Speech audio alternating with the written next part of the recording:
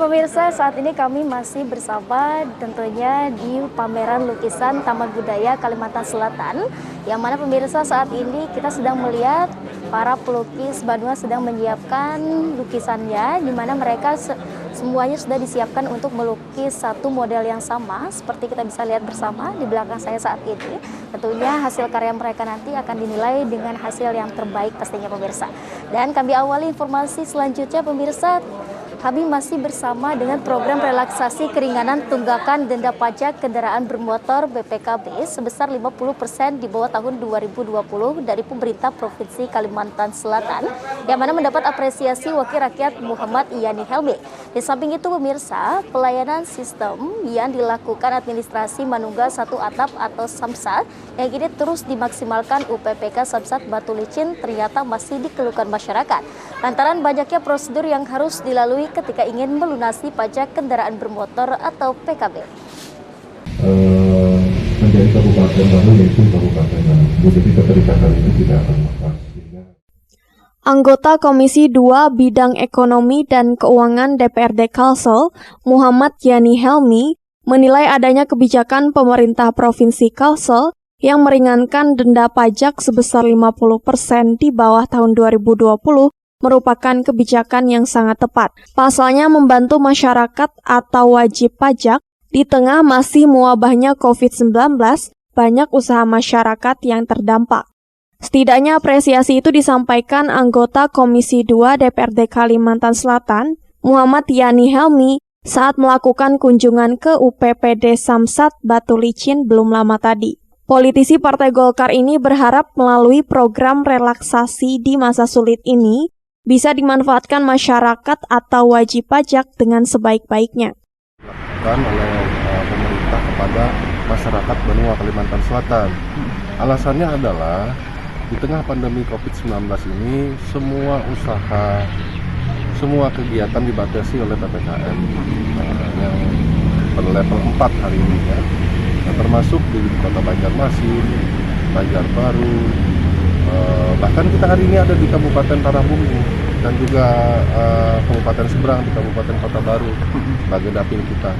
Nah, hari ini sangat dimudahkan oleh pemerintah kepada masyarakat kita untuk untuk membayar pajak. Karena kenapa?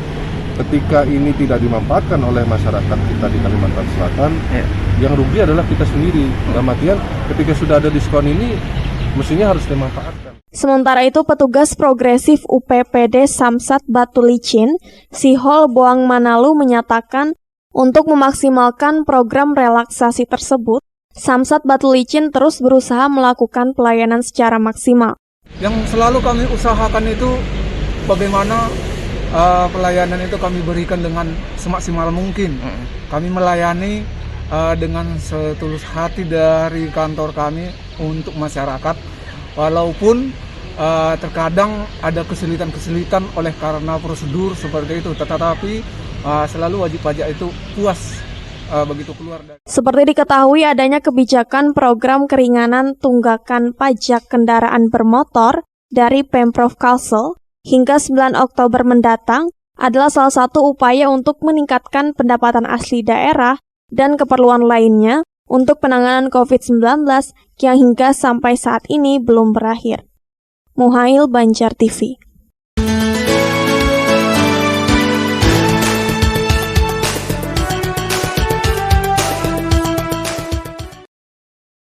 Pelayanan Sistem Administrasi Manunggal Satu Atap atau Samsat yang kini terus dimaksimalkan UPPD Samsat Batu Licin ternyata masih dikeluhkan masyarakat. Keluhan itu dirasakan masyarakat ketika ingin melunasi atau membayarkan pajak kendaraannya yang terlebih dahulu harus melewati berbagai prosedur.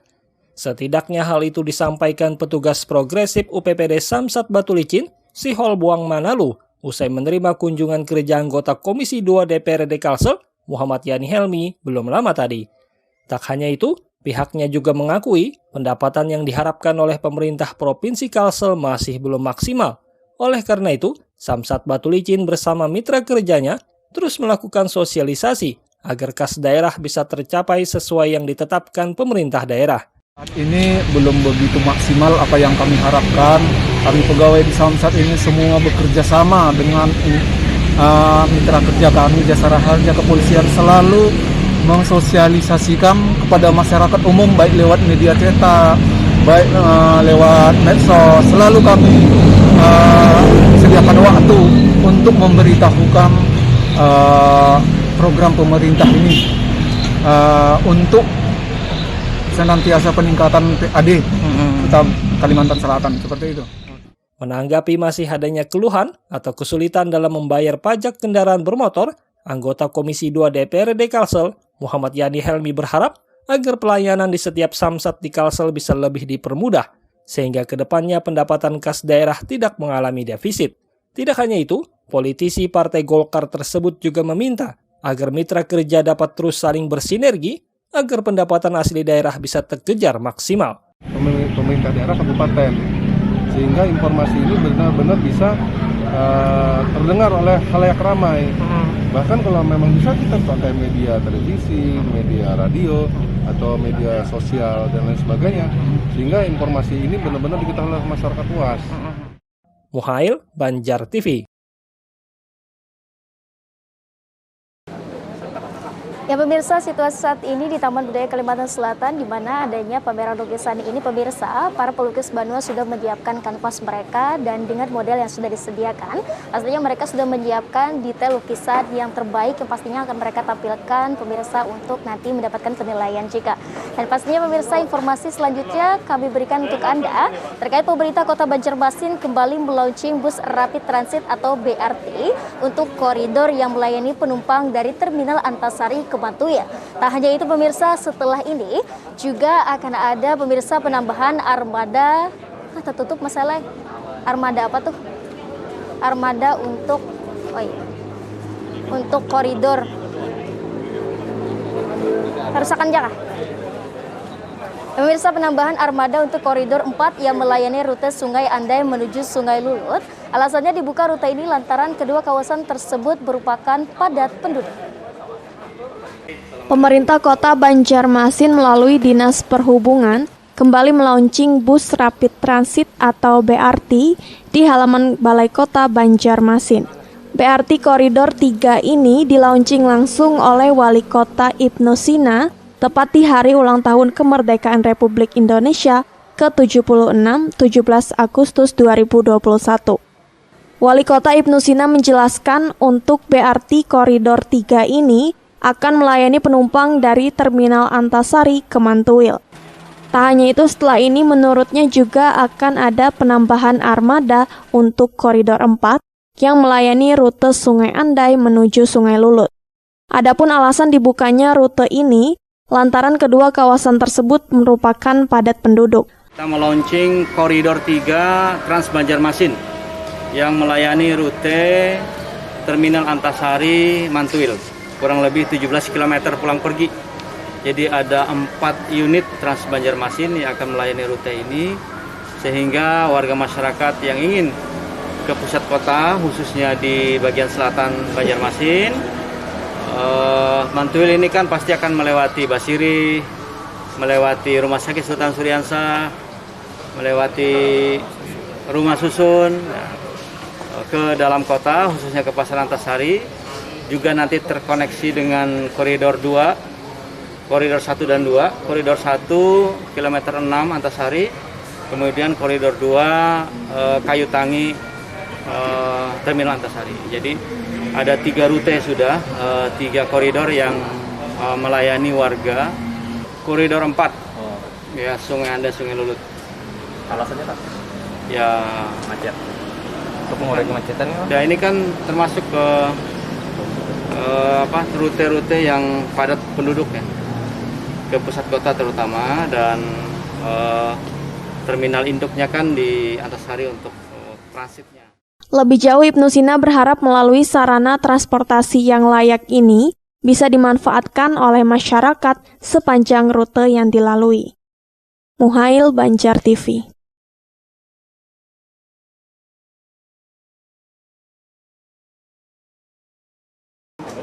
Pemirsa, informasi selanjutnya, Dinas Pendidikan Kota Banjarmasin memastikan 90% tenaga pengajar dari berbagai tingkatan di lingkup Kota Banjarmasin sudah melakukan vaksinasi.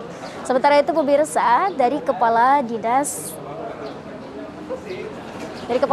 Pendidikan Kota Banjarmasin, Totok Agus Daryanto memastikan sekolah di Kota Seribu Sungai sudah siap melaksanakan pembelajaran tatap muka atau PTM dengan sarana penunjang protokol kesehatan yang ketat. Dinas Pendidikan Kota Banjarmasin memastikan 90% guru dari tingkat PAUD, TK, SD hingga SMP sudah mendapatkan vaksin COVID-19, sehingga sudah sangat siap jika digelar pembelajaran tatap muka. Demikian disampaikan Kepala Dinas Pendidikan Kota Banjarmasin, Totok Agus Daryanto, saat berada di gedung DPRD Kota Banjarmasin, di mana kondisi saat ini diterapkan pemberlakuan pembatasan kegiatan masyarakat PPKM level 4 hingga tidak diperkenankan digelarnya PTM. Namun jika status PPKM di Kota Banjarmasin bisa turun ke level 3, apalagi level 2, yang memungkinkan bisa digelar kembali PTM di tengah pandemi COVID-19. Dipastikan semuanya sudah siap termasuk para pengajar yang sudah divaksinasi.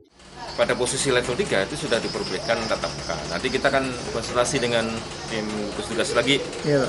Apakah pada posisi level 3 kita diperbolehkan? Kalau Pak Wali dalam tanda petik memberikan lampu hijau, kita laksanakan. Itu pun level 3 secara keseluruhan ya. Tapi yang di belajarnya tetap di kelurahan-kelurahan yang dengan zona kuning dan hijau. Ya, jadi nanti yang oranye kita tinggal dulu. Seperti itu. Mungkin itu rencana kebijakan kita. Guru belum, memang target kita tidak 100%, nggak mungkin 100%, karena kan guru-guru ada beberapa orang yang tidak mungkin memang tidak diperbolehkan. Capaiannya itu SD baru 87%. SMP 90, berapa sekian persen. Ya, memang kalau SMP sudah ideal. Ya, SD yang masih TK PAUD kan jumlahnya kalau yang kita data yang negeri ini kebetulan. Karena yang swasta memang kita belum. Kalau TK PAUD juga sudah pada posisi sekitar 90%. Totok menambahkan memang tidak bisa 100% vaksin, pasalnya ada yang tidak memungkinkan untuk mendapatkan vaksin dikarenakan kesehatan. Totok menyebutkan seperti guru-guru di tingkat SMP negeri lebih 90% sudah divaksin, di tingkat SD sekitar 87%, dan untuk TK dan PAUD sudah di atas 90%. Namun untuk jumlah tersebut untuk data di sekolah negeri saja, sedangkan untuk swasta data belum masuk keseluruhan. Murtasia, Banjar TV.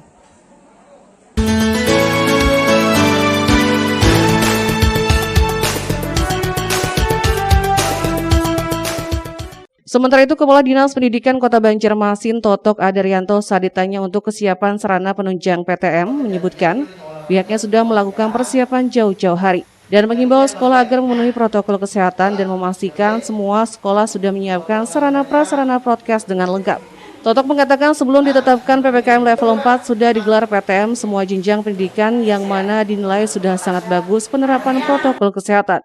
Justru pada waktu PTM kita nggak ada ya artinya begini, pada waktu PTM itu ada memang yang terkonfirmasi positif, tapi bukan dari sekolahan, di rumahnya. Jadi makanya dia belum sempat sampai ke apalagi sekarang ini setelah pada waktu PPKM ini kan tidak PTM pun juga anak-anak sudah banyak juga yang artinya anak-anak lebih aman di sekolah kalau sebenarnya? Ya sebenarnya kalau saya pribadi gitu berpendapat. Iya. Ya, karena protokol kesehatan lebih ketat di sekolah dibandingkan di rumah. Ya. Kan kita sudah juga pengalaman kan PTM sudah pengalaman. Dan kita tunggulah nanti kita konsultasi dulu apakah ada posisi level 3. Totok pun juga memastikan saat PTM lalu tidak ada klaster COVID-19 dari pembelajaran tatap muka, meski ada sebagian guru dan murid yang terkonfirmasi positif COVID-19. Namun setelah ditelusuri mereka terjangkit dari keluarga di rumah bukan dari sekolah. Murtasia, Banjar TV.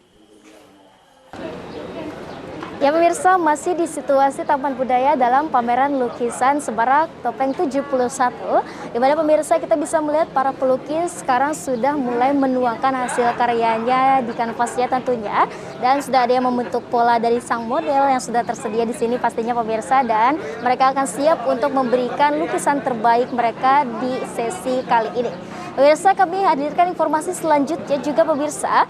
Pemerintah Kota Banjarmasin melalui Dinas Lingkungan Hidup DLH menghimbau warga untuk memiliki kesadaran diri tentang pentingnya tidak membuang sampah sembarangan.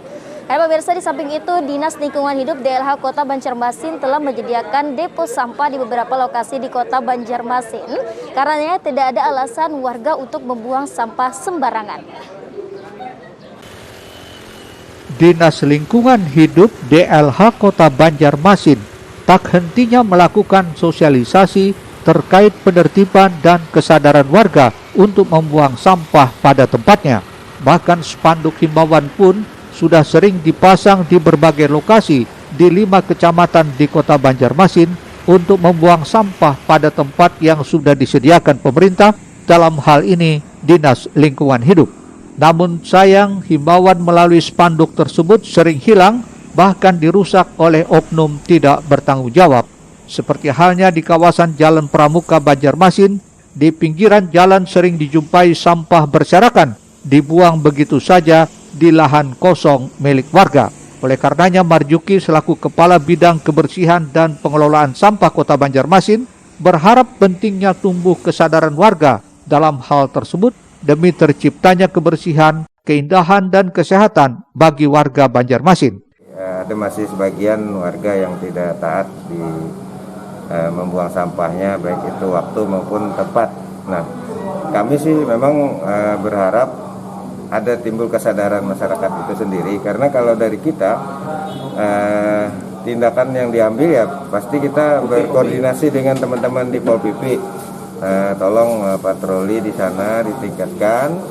Kami juga tetap kalau ada sampah ya tetap kita bersihkan. Kita pertama kita kasih spanduk, sudah beberapa lembar spanduk di situ. Tidak berapa lama ada saja tangan jahil yang mencopot atau menghilangkan itu. Juga kita berkoordinasi, bersinergi dengan Pol PP. Tolong untuk patroli di sana lebih ditingkatkan di lahan-lahan yang memang menjadi tempat pembuangan sampah liar. Selain itu, Marjuki juga menghimbau kepada pemilik lahan kosong yang berpotensi menjadi tempat pembuangan sampah di lokasi tersebut bisa memelihara dan menjaga lahannya. Hal ini juga sudah sesuai dengan peraturan daerah yang mengatur tentang hal itu. Risna, Banjar TV.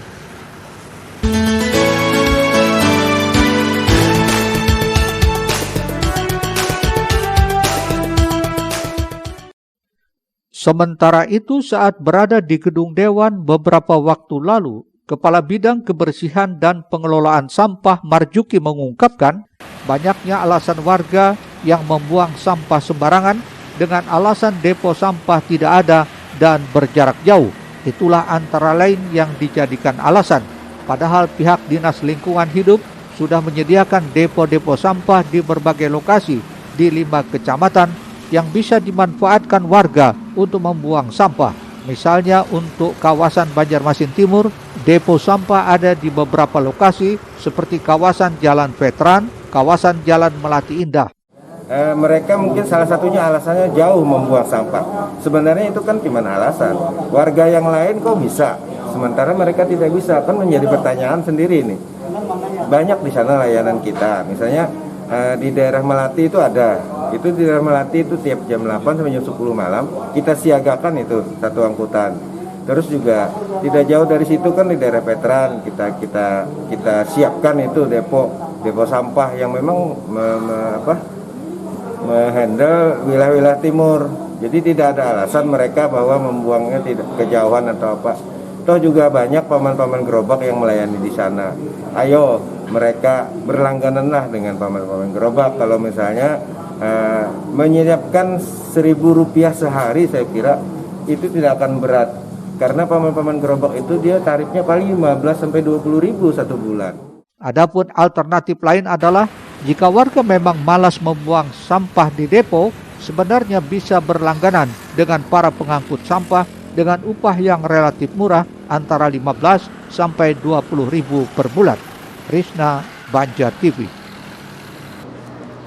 Ya pemirsa, masih di situasi pameran lukisan kali ini pemirsa, dan bisa dilihat bersama pemirsa saat ini para pelukis sudah mulai menuangkan di atas kanvas lukisan terbaik mereka dengan satu model yang sudah disiapkan. Pastinya mereka sudah menyiapkan strategi untuk memberikan lukisan terbaik pemirsa. Dan pemirsa, usai jeda kami hadirkan informasi Sanggar Sirang Bestari Tapin kenalkan tari Mandung Mandung. Informasinya kami hadirkan usai jeda. Tetaplah di Lintas Banua Sepekan.